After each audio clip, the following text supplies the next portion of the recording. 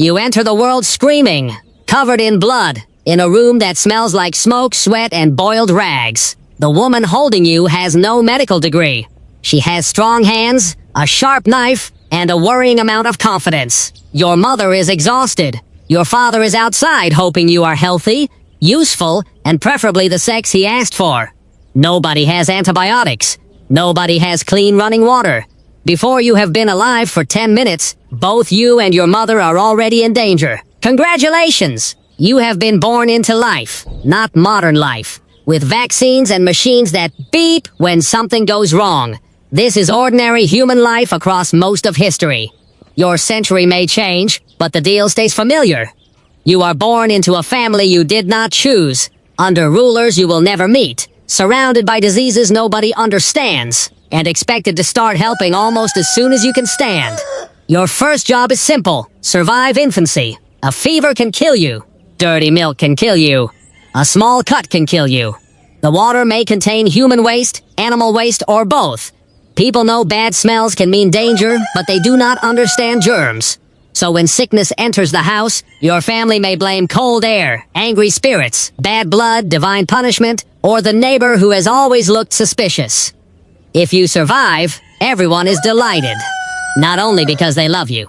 Losing a child is common, but never easy. Now you are 5 or 6. In modern life, adults ask what you want to be when you grow up. In your life, the answer is usually whatever your parents already do. Farmer, fisherman, servant, miner, or unpaid assistant to exhausted relatives. Childhood exists, but it is short and packed with chores. You carry water, gather wood, watch animals, pull weeds, clean tools, and help with younger children. If your family farms, the weather becomes your personal enemy. Too much rain ruins the crop. Too little rain ruins the crop. Perfect rain may still be followed by insects, disease, soldiers, or a nobleman collecting taxes. The universe has many creative ways to turn wheat into disappointment. School depends on where and when you live. Some children learn to read. Many do not. Books are expensive, and your family may need your hands more than your mind. You learn what keeps you alive, which plants are useful, which animals kick, how to repair a fence, when to stay silent, and which powerful person must never be looked at for too long. That last lesson matters because you are not born equal. If you are born poor, escaping poverty is difficult. If you are born enslaved, trapped by debt, tied to an estate, or controlled by a landlord, your labor may legally belong to someone else. Your work feeds people above you. Your taxes support people above you. Your obedience protects people above you.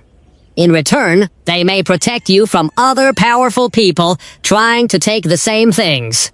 This arrangement is called order. Then comes hunger. Food is never guaranteed. One failed harvest can empty the storage jars. 2 can destroy a village. Families stretch flour with whatever can be ground, boiled, or swallowed without immediate death. Bread becomes darker, thinner, and stranger. Animals disappear from yards. Seed grain meant for next year gets eaten this year, solving today's problem by creating a larger one later. The wealthy may suffer too. Their white bread becomes slightly less white. Very difficult times. Hunger weakens you just as disease arrives. Smallpox, measles, influenza, dysentery, plague, and other infections can move through homes and towns with brutal speed. Treatments may include useful herbs, useless herbs, prayer, bleeding, purging, and confident advice from a man who owns a large hat. Some healers are skilled and build real knowledge through experience. But they work without modern anesthesia, sterile instruments, laboratory tests, or a clear idea of what is happening inside your body. If an operation is needed, you may be given alcohol, something to bite, and the comforting news that the surgeon is known for working quickly. Unfortunately, disease is not your only problem. Other humans remain available. A ruler decides to fight another ruler. You do not know either man. Their disagreement may involve a border, a throne, an insult, or land neither has visited. Somehow this becomes your emergency. Soldiers take food, animals, tools, and sometimes people.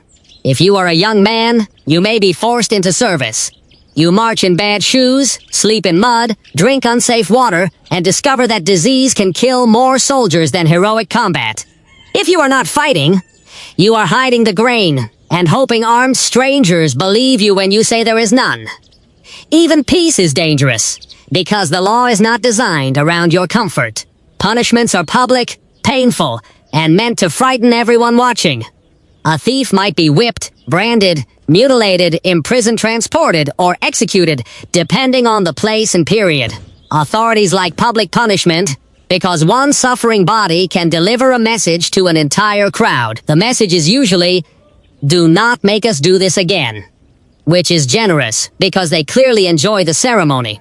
Not every horrifying punishment described in popular stories happened everywhere. Later writers loved collecting bizarre executions and presenting them as normal daily life. Some devices may have been rare, exaggerated, misunderstood, or invented later. Real history does not need every iron monster in a torture museum to be awful.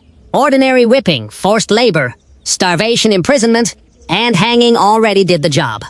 If you are a woman, life adds another major danger: childbirth. You may give birth several times because children are workers' heirs and the only retirement plan available. Each delivery can become an emergency with no blood transfusion, no safe surgery, and no ambulance coming down the road. If you survive, recovery is brief. The baby needs feeding. The house needs work.